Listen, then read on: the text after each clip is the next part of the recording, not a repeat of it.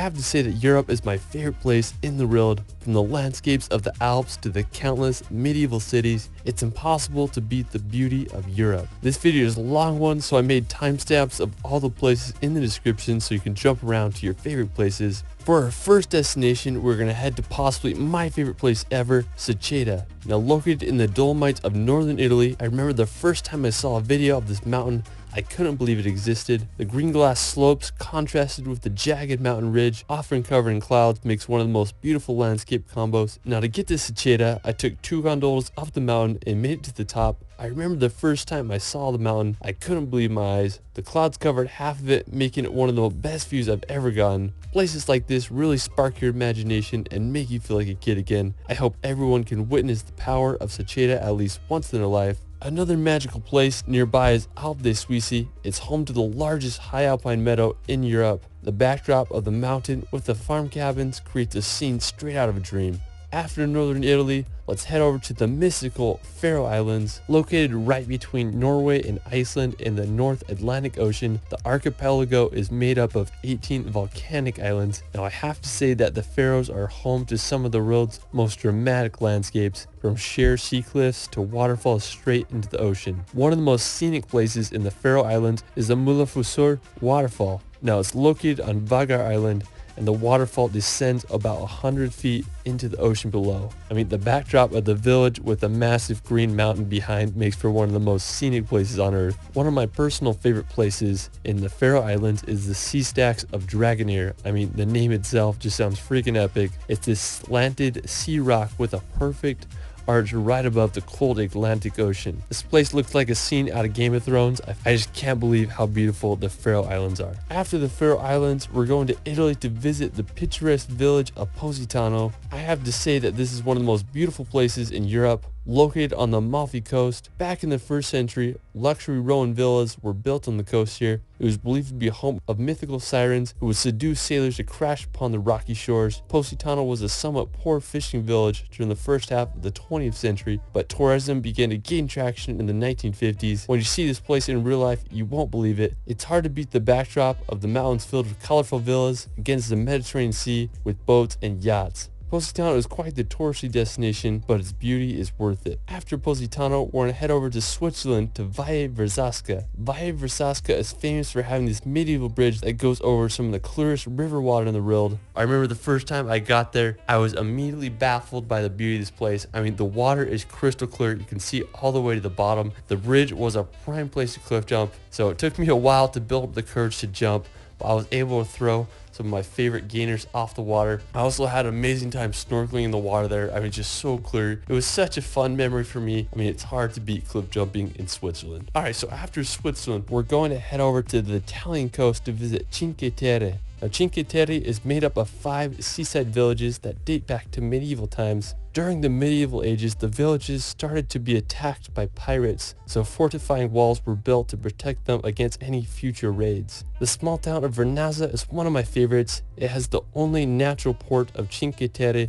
I just can't get over the colorful houses and beauty of the Cinque Terre. It's hard to beat the charm of these Italian villages. After Cinque Terre, we're going to head over to England's Jurassic Coast. Now, while you won't find any dinosaurs here, you might find some fossils on the beach. One of my favorite spots on the Jurassic Coast is Old Harry Rocks. Now, special thanks to my friend David Rule for providing this footage. He has an awesome Instagram and YouTube that I'll provide in the description below. I remember the first time I saw his picture of this place and I was just baffled by the scenery there. The Old Harry Rocks are these sea stacks that are made completely out of chalk that mark the end of the Jurassic Coast. In World War II, the stacks were used as target practice for pilots, so that's kind of crazy. I just love the combination of the green meadows with the white cliffs and the blue ocean. I mean, it's just hard to beat that scenery. After the Jurassic Coast, we're going to swim across the English Channel to visit the island of Mont Saint-Michel. Now, located 1 kilometer off the coast of France, Mont Saint-Michel is one of the most magical destinations in Europe. It reminds me a lot of Hogwarts. The island was first founded by an Irish hermit, and the construction of the monastery began in the 10th century and was finished in 1523. Due to its strategic position and dangerous changing tides, the island remained protected throughout history. During the 15th century, Louis IX decided to turn the monastery into a prison, and it remained one until 1863. Now, Mont Saint-Michel is one of France's most popular tourist destinations. If you are in northern France, you really need to visit this magical place. After Mont Saint-Michel, we're going to head to southern France to the French Riviera. Now, located on the southeast corner of France, the French Riviera is home to some of the world's greatest coastline. It's the perfect contrast between mountains and the Mediterranean Ocean. Some of the most beautiful coastal towns of the Riviera include Saint-Tropez,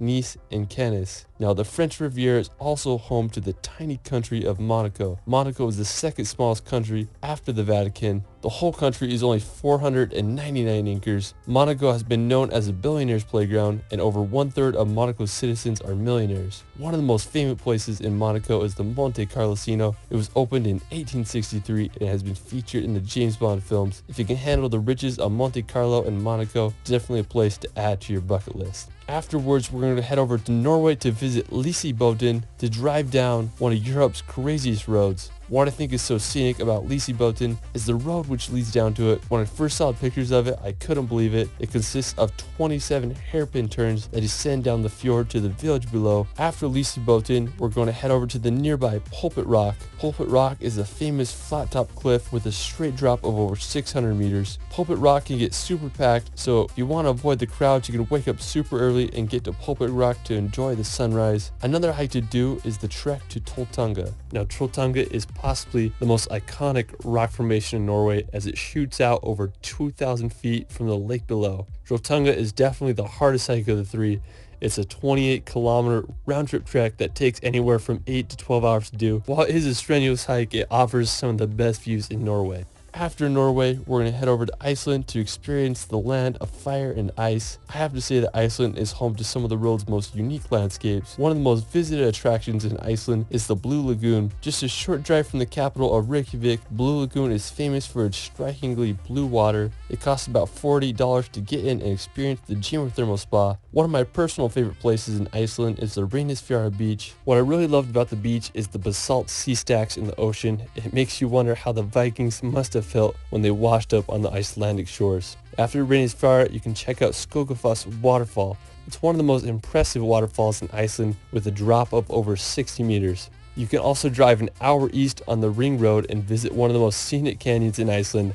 I'm not even going to try to pronounce it, but it looks like something straight out of a fantasy movie. Don't be surprised if you see a troll walking around there. If you drive another 3 hours down the Ring Road, you'll reach Stokesness. It's such a dramatic view with the black sand and the mountain in the background. On the other side of Iceland, you can visit Kirkjufelsfoss. It's this uniquely shaped mountain that looks like Gandalf's hat. There's a waterfall nearby and it makes for an incredible shot. If you go in the wintertime, you might just get lucky and see the Aurora Borealis. There's just so much to see in Iceland, and I hope everyone can see it at least once in their life. After freezing in Iceland, we're going to head over to Greece to visit my favorite island in the world, Zakynthos. Now, I've been there twice so far and I just keep wanting to come back. It's one of the most impressive locations that I've ever been. From 1,000-foot white cliffs to the bluest water you've ever seen, Zakynthos has it all. The most famous place in Zakynthos is Shipwreck Beach. Back in the 1980s, a cargo ship from Turkey was carrying illegal contraband, and the Greece Navy chased them into this cove where it crashed. Over the years, the sand has built up around the ship and it's created one of the most visually stunning locations in the world. I mean, there's no other place like it. Another one of my favorite Greek islands is Milos.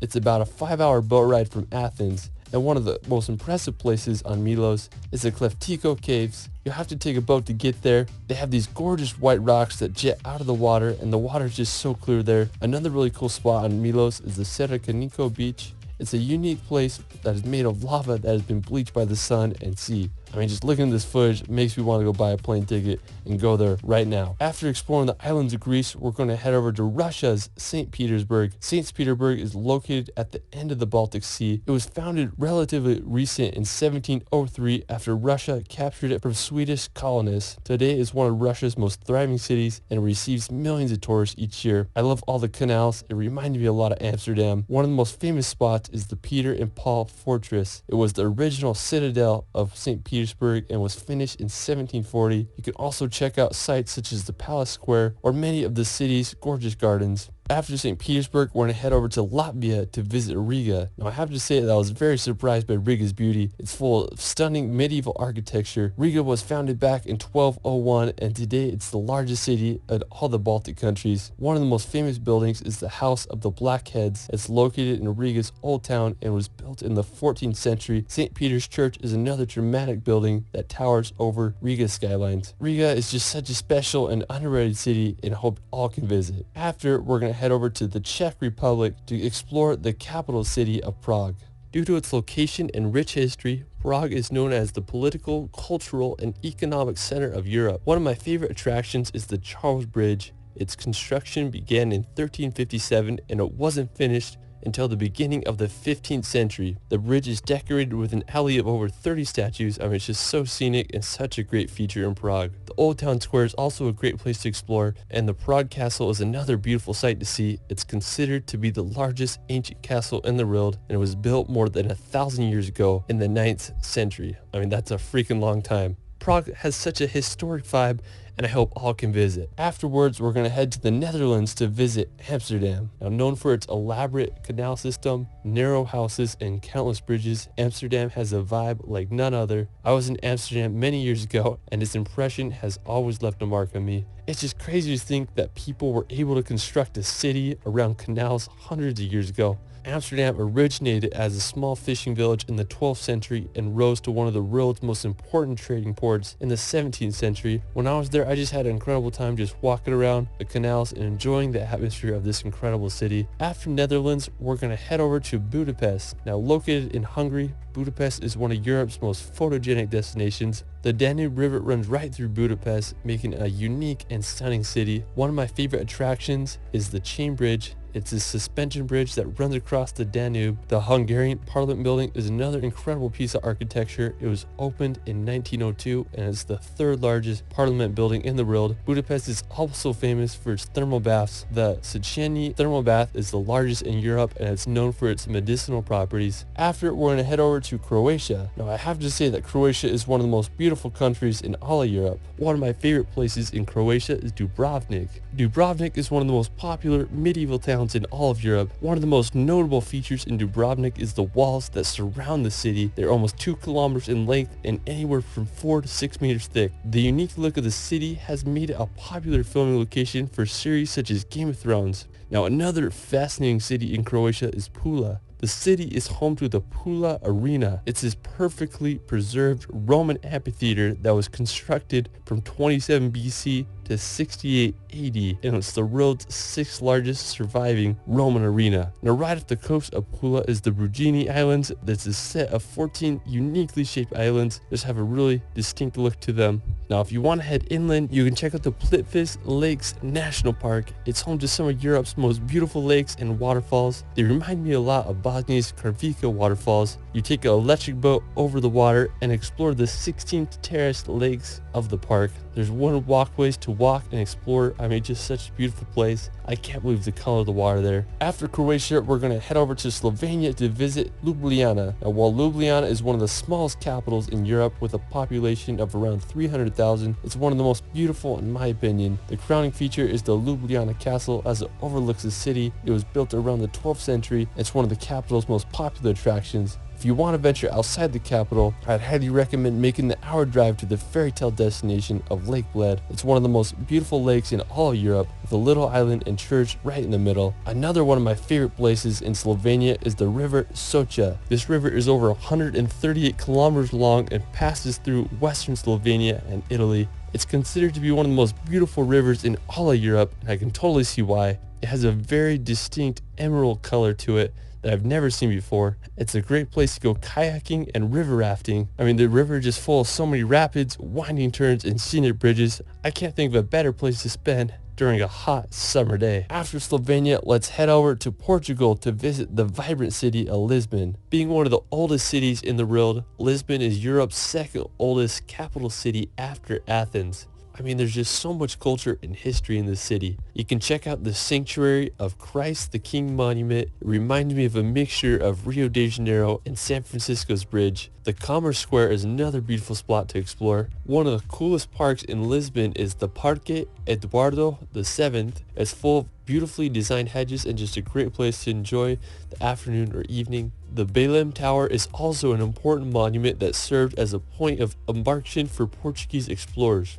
Lisbon is also close to some stunning beaches such as Ursa Beach. While we're still in Portugal, we're going to head to the Algarve coast. Located in Portugal's southernmost region, the Algarve coast is famous for its sea cliffs filled with hidden beaches and sea caves. One really intriguing place is Ponte da Piedade. It's full of countless grottos and sea arches to explore. Such a unique and beautiful area. After Portugal, we're going to head over to Germany to visit the Bavarian Alps. Located in southern Germany, right next to the Austrian border, the Bavarian Alps are home to jaw-dropping scenery. One of the most famous towns is Berchtesgaden. It's just a 30-minute drive from Salzburg. The area is also full of stunning alpine lakes. One of my favorites is Obersee. It's famous for having this little mountain cabin right on the lake. One of the most well-known places in Bavaria is the Neuschwanstein Castle. I have to say this is the most beautiful castle in all Europe. It's nestled at the very tip of southern Germany. Neuschwanstein Castle is placed perfectly in the mountains with a phenomenal 360 view of the Bavarian Alps and the town below. The construction of the castle began in 1869. The castle receives over 1.4 million visitors a year, so it's definitely a tourist hotspot. I mean, I just can't get over the beauty of this castle. It looks like something straight out of a Disney movie. After, we're going to head to Italy's beautiful region of Tuscany. Now located in central Italy, Tuscany is known for its landscapes, history, and artistic legacy. Whenever I think of Tuscany, I just imagine rolling green hills with beautiful farm homes lined with skinny cypress trees. It's just hard to beat the beauty there. It would be a prime place to retire. Now, the capital of Tuscany is the iconic city of Florence. It's considered to be the birth of the Renaissance. One of the most impressive buildings is the Florence Cathedral. When you look at it, you just can't believe how big it is. It was completed in 1436, and it just amazes me that they were able to engineer such a big dome. The Ponte Vecchio Bridge is another historic site as it crosses the Arno River. I just can't say enough good things about Florence. It's such an amazing city with so much history. Another great town in Tuscany is San Gimignano. San Gimignano is a stunning medieval city perched upon a hill. One of the most iconic features of the city is the medieval watchtowers. Currently, there are 14 watchtowers still standing, but during the city's prime, there were over 72 towers with the highest up to 230 feet tall. I mean, I just can't imagine how it must have looked back then. I guess you could say it was the Manhattan of the Middle Ages. San Gimignano's medieval vibe has been untouched throughout time and has become one of the most popular medieval locations in Italy. After exploring Tuscany, we're going to head over to Lake Como. Now located about a 1.5 hour drive from Milan, Lake Como is a sight to see. Known for its picturesque scenery and luxury villas, Lake Como has been named one of the world's most beautiful lakes, and I totally understand why. The lake's beauty has attracted people here since the Roman times. When you go there, you can walk the streets of the Bellagio or take a ferry to other lakeside villages. If you're in northern Italy, you gotta check this place out. While we're still in Italy, let's head over to the famous city of Venice. Now, Venice is one of the world's most unique cities. There are no roads and just canals to get around. It's made up of 118 islands, and they are linked by over 400 bridges. Venice was a major financial and maritime power during the medieval ages and the Renaissance, and today it's one of Europe's most popular tourist destinations. When you're there, you can take a ride down the canals on a gondola, or you can check out St. Mark's Square. It's a one-of-a-kind location I hope you all can see. Another one of my favorite places is the magical city of Edinburgh. If you want to go back in time, Edinburgh is a must. It's where J.K. Rowling wrote her Harry Potter novels. When I started traveling, this was one of the first cities I visited. It's a medieval town with intricate neoclassical buildings, cobblestone streets, and beautiful gardens. The iconic Edinburgh Castle overlooks the city and it's home to Scotland's crown jewels. One of my favorite places in Edinburgh is Calton Hill. It just offers a beautiful view of the entire city. While we're still in Scotland, we're going to visit the Isle of Skye. You want to feel like you're in a fairy tale, this is where you need to go. I was lucky enough to visit the Isle of Skye last summer. It's about a 5-hour drive from Edinburgh. Now, one of the most impressive places in the Isle of Skye is the Old Manor Store. The legend of the Old Manor Store is supposedly a giant lived there a long time ago, and when he was buried, his thumb was left sticking out of the ground, creating the mystical rock formation. Now, just a few minutes away from the Old Manor Store, there is a breathtaking waterfall called Meout Falls that cascades down to the ocean. There's a nice viewpoint where you can see the waterfall. If you're looking to find some ferries, you may want to check out the ferry pools. They're these picturesque blue pools that lie at the base of the Black Cuillin Mountains. After Scotland, we're going to head over to the charming capital of Dublin. Now located on Ireland's eastern coast, Dublin is a city full of charm. The capital is known for its beautiful gardens and architecture. I mean, just such a friendly vibe to it. When you're there, you can take a walk across the River Liffey on the uniquely designed Samuel Beckett Bridge, or you can walk to the coast to experience the Irish Sea. I just love the feel of Dublin. It's just such a magical capital. What's also cool about Dublin is that you can visit most places in the country with a few hours drive. You can make the 3-hour journey to the Cliffs of Moher on Ireland's west coast, or you could venture 2 hours to the spooky, dark hedges in Northern Ireland. There's just so much to experience. After Ireland, let's head over to Poland to visit Warsaw. Located on the Vistula River in east central Poland, Warsaw is the capital and largest city in the country. Warsaw began to grow in the 16th century and was called the Paris of the North, but Warsaw was damaged extensively during World War II, with 85% of its buildings in ruins. Today, it's a bustling capital with a population of 1.8 million.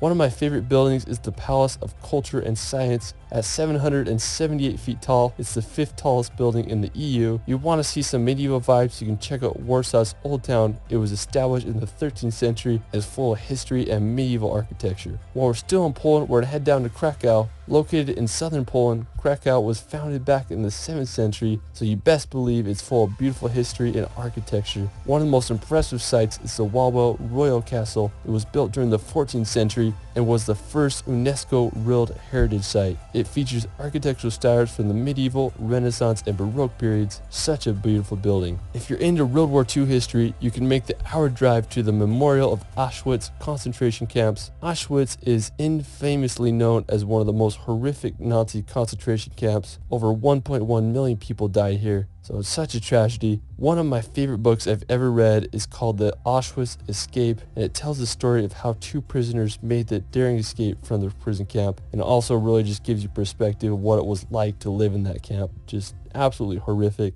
After Poland, we're going to head back to the Baltics to visit Lithuania's capital of Vilnius. Unlike other Baltic capitals of Tallinn and Riga, Vilnius is located inland near its eastern border. Before World War II, Vilnius was one of the largest Jewish centers in the world. Napoleon called it the Jerusalem of the North. I'm just blown away by the beauty of the city and its perfect mixture of modern and Baroque architecture. You can drive 30 minutes outside the city and visit the Trakai Island Castle. It's this uniquely designed castle that's on a little island in Lake Gulf. Such a cool little spot outside the city. After Lithuania, we're going to head down to Austria to visit the capital of Vienna. Now, Vienna has been ranked one of the world's most livable cities. Vienna is known as the city of music. Musicians such as Beethoven and Mozart called Vienna their home. One of the most impressive places is the Schönbrunn Palace. There's stunning gardens and mazes to explore around the palace. If you want to visit the Austrian Alps, you could head over to the picturesque village of Hallstatt. This town looks like it should be in a fairy tale because it's so magical. It was once a salt mining town, but now it's one of Austria's most popular tourist attractions. After Austria, we're going to head over to France, to the capital of Paris. Now, since the 17th century, Paris has been Europe's major center of finance, diplomacy,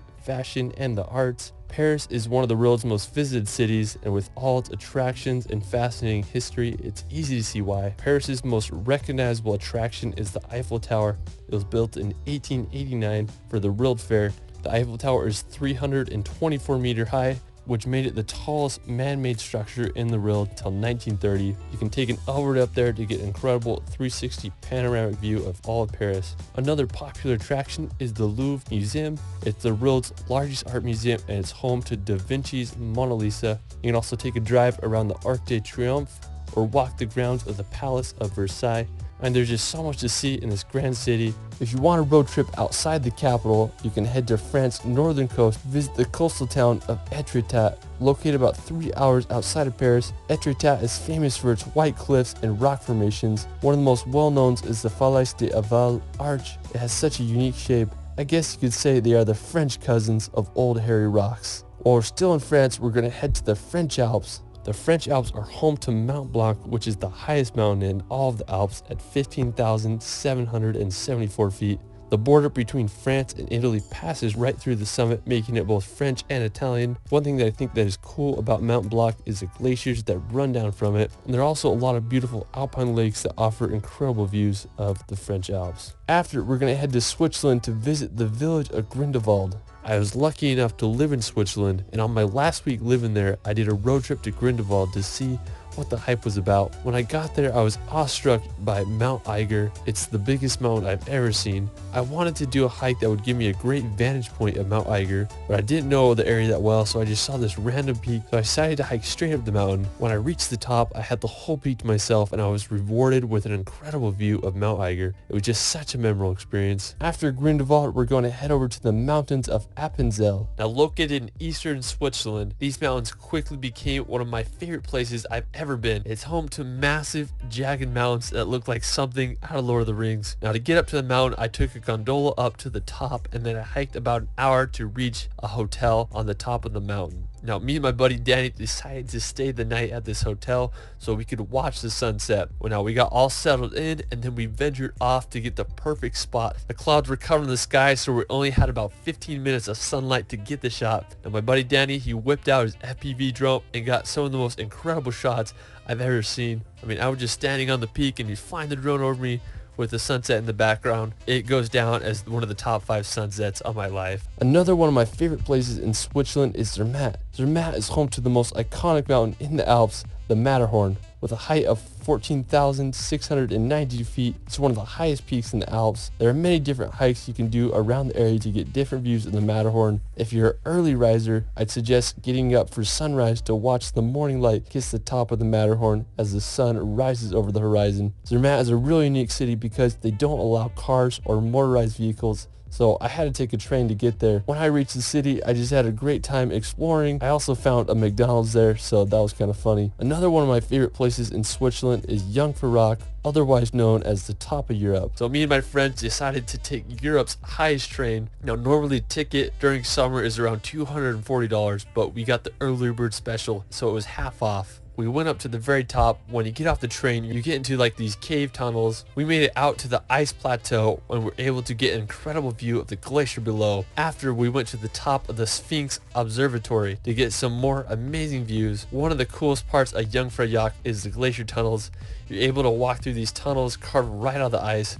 While a trip to Jungfraujoch is expensive, I definitely recommend that everyone try it at least once in their life. After exploring the Swiss Alps, we're gonna head to Finland. Now the capital of Finland is Helsinki. It's been ranked as one of the happiest and most livable cities in the world. Helsinki is one of the northernmost metropolitan areas, and the whole city just has a great vibe to it. I would love to spend Christmas here. If you want to see some of Finland's nature, you can head up north to visit Lapland. Now Lapland is Finland's northernmost region and it borders Russia, Sweden, and Norway. In the winter months, Lapland becomes a frozen wonderland that looks like something straight out of a Disney movie. Now if you can handle the cold, Lapland may be one of the best places in the world to see the northern lights. The northern lights are abundant throughout the cold winter months. It can get up to negative 50 degrees Celsius in the winters, so make sure you bundle up. One thing I love about Lapland is the snow-covered trees.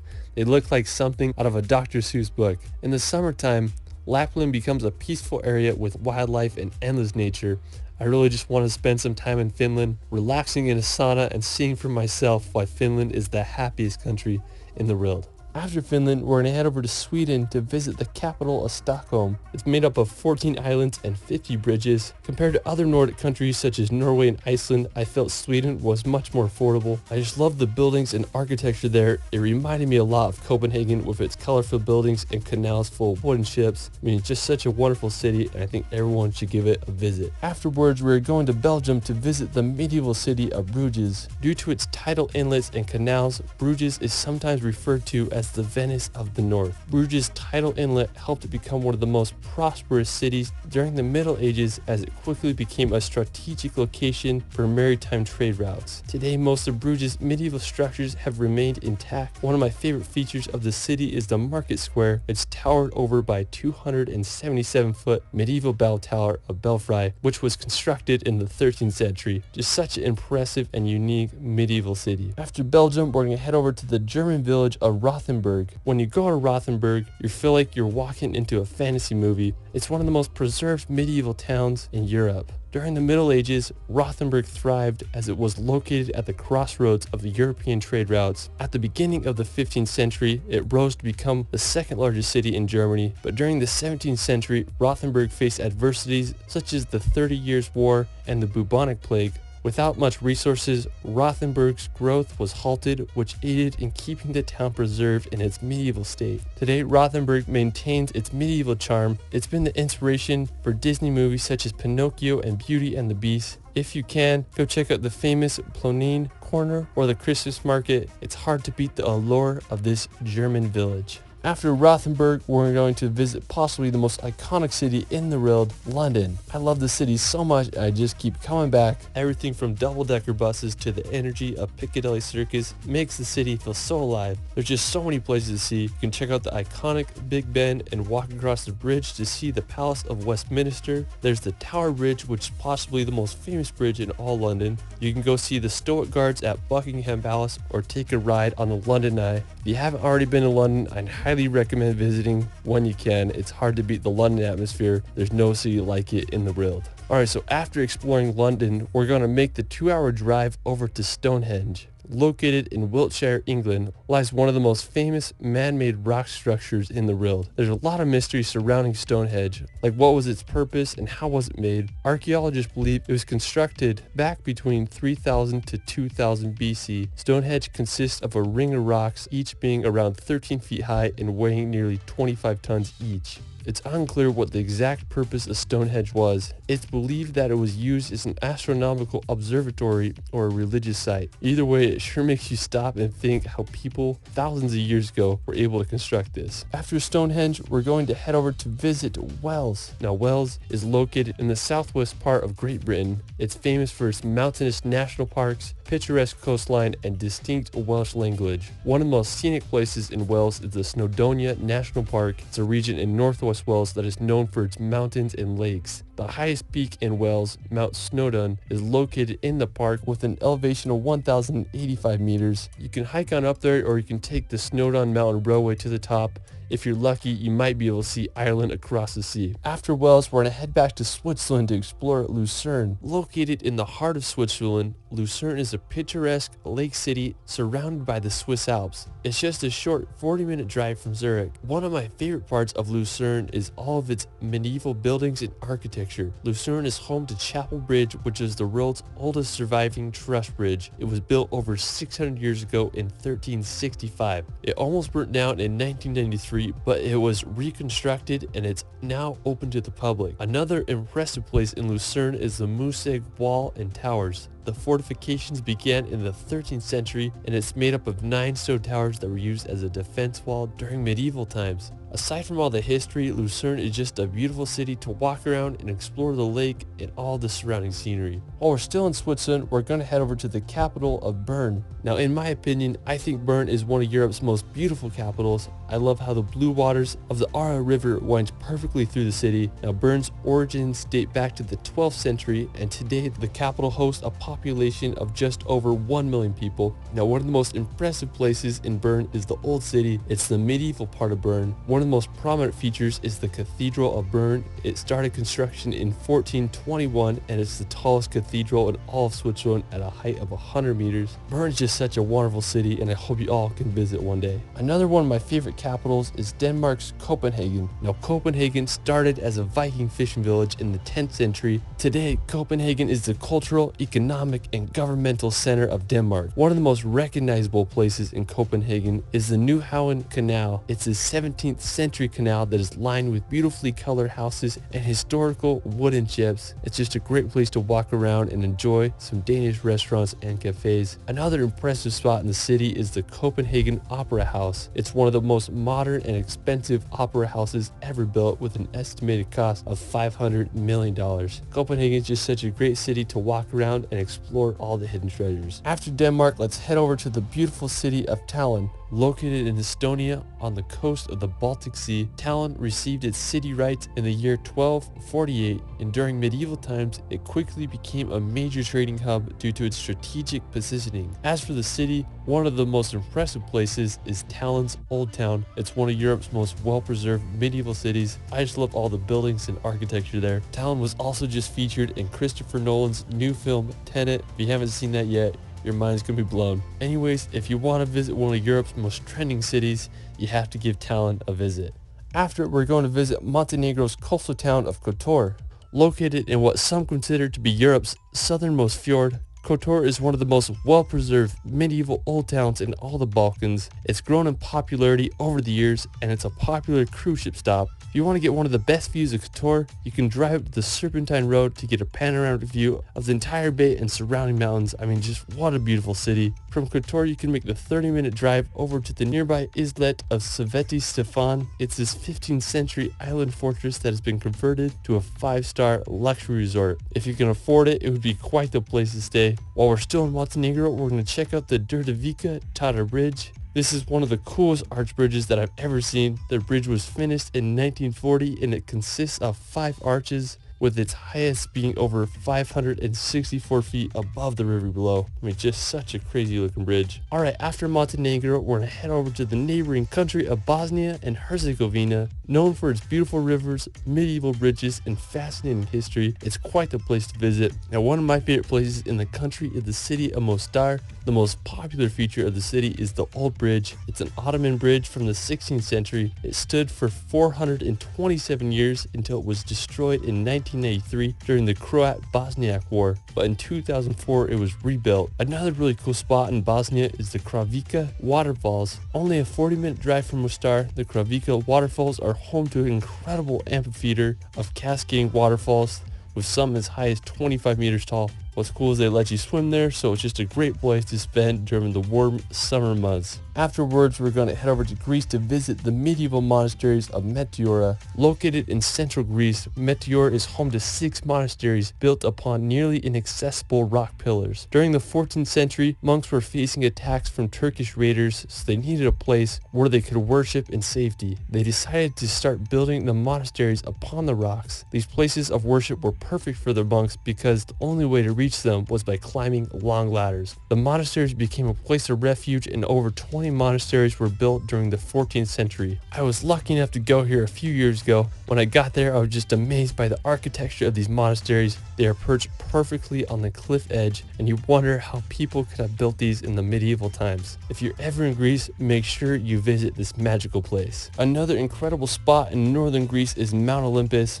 or otherwise known as the mythical mountain of the gods. At 9,570 feet high, it's the highest mountain in all of Greece. According to Greek mythology, this is where Zeus and other Greek gods resided. If you want to hike the mountain of the gods, it's recommended to do the hike in 2 to 3 days, and I'd recommend having a guide because it can be quite dangerous and a confusing hike. While we're still in Greece, we're going to head over to the iconic city of Athens. It's the capital and largest city in Greece, and it's one of the world's oldest cities. Athens is such a wild place with so much history. One of my favorite places in Athens is the Acropolis. If you want to get into Parthenon, it costs about 20 euros, so it's a little expensive, but it's totally worth it, especially if you're there. When I went to the Acropolis, I was able to get some of my favorite time lapses over the city. They're just an endless sea of white buildings with mountains in the background. If you do go to Greece, I recommend exploring Athens for at least a day or two. It's just such a unique place. After, we're going to head over to Bulgaria to visit Sofia. Located in western Bulgaria, Sofia is the country's capital. One of the most famous places in Sofia is the Alexander Nevsky Cathedral. It was completed in 1912. I love the gold-plated dome roofs. It has just such a unique look to it. While we're still in Bulgaria, we're going to head over to the east coast to visit Varna. Now, Varna is located right on the coast of the Black Sea. I went there last summer to film a video for a hotel, and I had no expectations, but I was pleasantly surprised by its beauty and history. It reminded me a lot of California's coastline. It had great beaches, wonderful weather, with tons of entertainment. Now, another interesting spot in Bulgaria is the Belogradchik Fortress. It's located in the Balkan Mountains. It's this ancient fortress among some really unique rock formations. The fortress was captured by the Ottomans in the 14th century. The thing that strikes me about the area is how they incorporated the rocks into the fortresses. I mean, just such a unique place. I've never seen anything like it. After Bulgaria, we're going to head up north to Romania to visit the medieval castles of Transylvania. Now, Transylvania is a very intriguing yet spooky region. Transylvania is where Bram Stoker's novel Count Dracula takes place. Now, one of the most famous locations in Transylvania is the Ran Castle. Located near the city of Brasov, the castle was built around the 14th century and served as a fortification against the Ottoman Empire. Due to its dramatic architecture and possible connection to Vlad the Impaler, the castle has been named Dracula's Castle. I could totally imagine Count Dracula using this castle as his hideout. Now, Romania is also home to this really cool road called the Transfiguratian Road. It's full of hairpin turns, and it's easy to see why it's one of the most popular roads in all of Europe. After Romania, let's head back to Norway to visit the Lofoten Islands. Lofoten is located in northern Norway, and even though it's in the Arctic Circle, it feels like you're on a tropical island there. I was lucky enough to go there about 2 summers ago, and I had an incredible journey road tripping through Lofoten. Our first pit stop was at this fishing village called Henningsvær to see the world's most scenic football field. When we got there, we sadly didn't have a soccer ball, but we had a good time playing on the field and enjoying the incredible views of Henningsvær. We kept on driving and made it to the iconic town of Rain. Now, when you think of Norway, this is it. It has those red houses surrounded by massive sea mountains. In my opinion, I'd have to say that Rain is the most beautiful town in Lofoten. When I was planning my road trip to Norway, I remember seeing pictures of this place and I just couldn't believe it existed. After Lofoten, we're gonna head to Saltstraumen to witness one of the world's largest whirlpools. So over 110 billion gallons of water pass through this 3-kilometer strait every 6 hours, making for one of the strongest currents in the world. Now, water speeds can reach over 37 kilometers. One of the coolest features of Saltstraumen is the whirlpools that the changing tides make. Now, while they aren't the whirlpools you'd imagine in movies like Pirates of the Caribbean, these whirlpools can get over 33 feet in diameter with a depth of over 16 feet. You can take a boat ride through the current, or you can witness the whirlpools from the bridge above. After the whirlpools, we're going to take a drive to one of Norway's most famous routes, the Atlantic Ocean Road. This 8.3-kilometer road runs across an archipelago of islands as it connects the islands of Averøy to the Romsdal Peninsula. The Atlantic Ocean Road was completed in 1989 and cost 122 million Norwegian krone to make. It's made up of 8 bridges and 4 resting places. The route is an impressive feat of engineering, and it won the Norwegian Construction of the Century Award. So if you decide to go on a Norway road trip, you have to take a drive on the Atlantic Ocean Road. While we're still on the topic of roads, if you drive just 2 hours south, you'll reach another one of Norway's most famous routes, Trollstigen.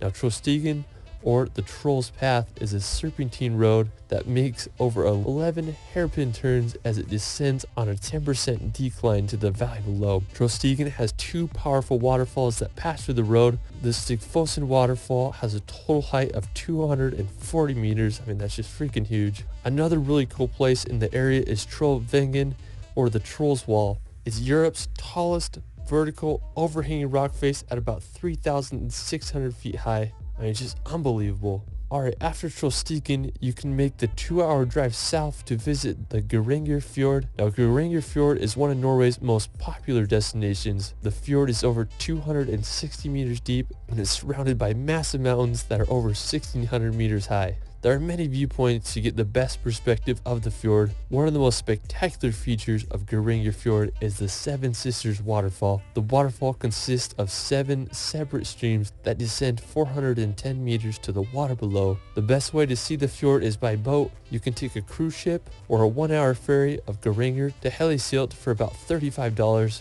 This is by far the best way to witness the waterfalls and majesty of the fjord. After exploring the fjords, we're going to head back to the Arctic Circle to visit one of the most northern places in all of Europe, Svalbard. Now, Svalbard is located right between the North Pole and Norway.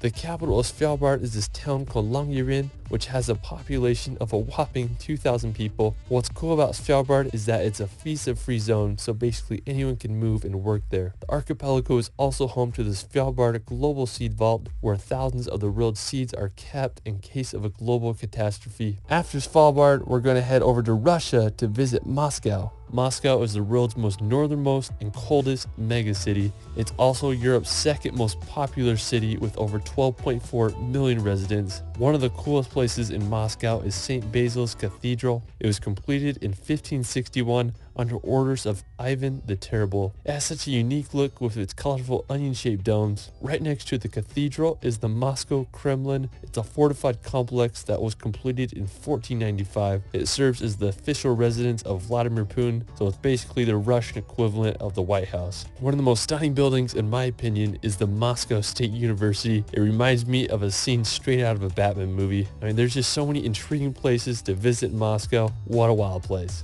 Russia is also home to the tallest mountain in Europe, Mount Elbrus. Located in southwestern Russia stands this massive 18,510 foot high stratovolcano. It's the 10th most prominent peak in the world. Now it's a dormant volcano with 2 peaks. I mean, the mountains in the area remind me a lot of the Swiss Alps. I just can't believe how big they are. So if you want to hike to the top of Mount Elbrus, climbing isn't very technical. You're mostly walking with crampons on snow to the top, but the climb can be very challenging due to altitude and unpredictable weather. A lot of people compare its difficulty to climbing Mount Kilimanjaro. While I've never been to Russia, I'd love to summit this mountain one day. I just think it would be such an adventure. Afterwards, we're going to head over to Turkey to visit the notorious city of Istanbul. Istanbul is one of the most fascinating places. It's a transcontinental city, which means that Istanbul is part of both Europe and Asia. The Bosphorus Strait, which is considered to be the boundary between Europe and Asia, runs right through the capital. Istanbul is the most populated city of all of Europe with a population of over 15 million. The history of Istanbul is endless. It was settled as far back as 7th century BC and it became the capital of the Roman Empire in the year 330 AD. One of my favorite features of the city is the Galata Tower.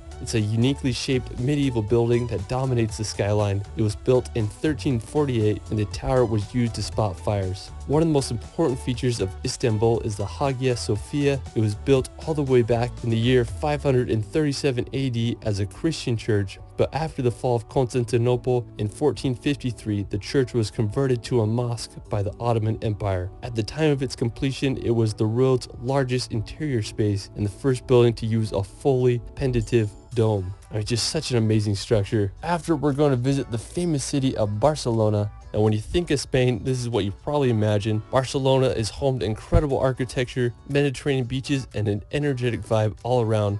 The most iconic attraction in Barcelona is La Sagrada Familia. It's this Roman Catholic minor basilica that began construction over 138 years ago, and it still isn't finished. It's anticipated that construction will be finished in 2026, but who knows?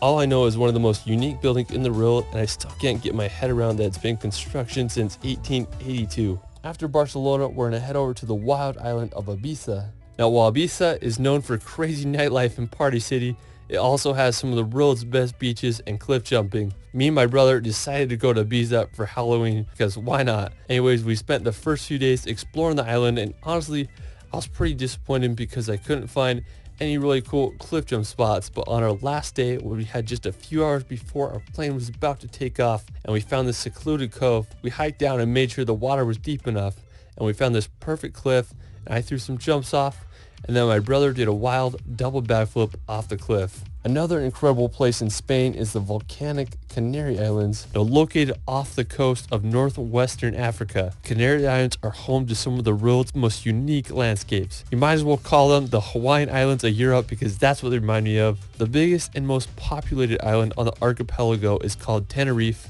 One of the craziest places in Tenerife is the cliffs of Los Gigantes. They are these massive sheer cliff walls that rise 800 meters out of the ocean. While we're still in the Atlantic Ocean, we're going to head over to Portugal's archipelago of the Azores. Located right in the middle of the Atlantic Ocean, the Azores are a group of 9 islands like none other. They remind me of a hybrid between New Zealand and Hawaii with its rolling pastures and green scenery. The largest island on the Azores is São Miguel. One of the most stunning places on the island is Lago das Sete Ciudades. It's a twin lake situated in the crater of a volcano. The highest point in the Azores and all of Portugal is the massive Mount Pico. The stratovolcano is over 7,713 feet high and last erupted in 1720. While we're still in Portugal, we're going to head over to the island of Madeira. Located off the northwest coast of Africa, Madeira is an archipelago of 4 islands. It was claimed by Portugal in 1419. Madeira is known for its idle climate,